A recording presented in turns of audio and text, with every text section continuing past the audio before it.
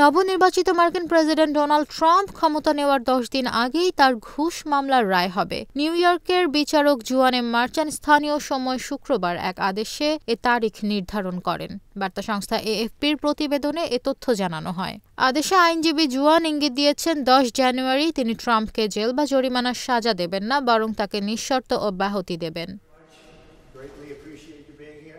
এর আগে যৌন কেলেঙ্কারি ধামাচাপা দিতে ঘুষ প্রদান ও নথি জালিয়াতি সংক্রান্ত মামলার রায় খারিজের আবেদন করেছিলেন ট্রাম্পের আইনজীবীরা, তবে তা খারিজ করে দিয়েছিলেন জুয়ান এম মার্চান।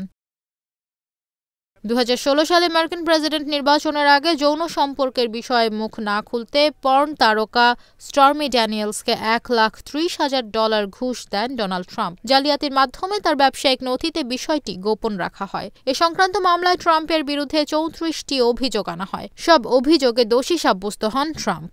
এমনকি এই মামলায় তার সাজা ঘোষণার তারিখও গত 26 নভেম্বর নির্ধারণ করেছিল আদালত।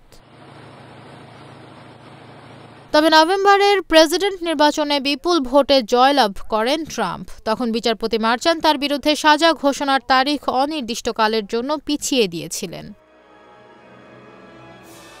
কারণ এর আগে মার্কিন সুপ্রিম কোর্ট একটি আদেশ জারি করেন। ওই আদেশে প্রেসিডেন্ট থাকাকালে ট্রাম্প যেসব প্রাতিষ্ঠানিক কাজ করেছেন সেসবের জন্য তিনি দায়মুক্ত থাকবেন বলে ঘোষণা করা হয়।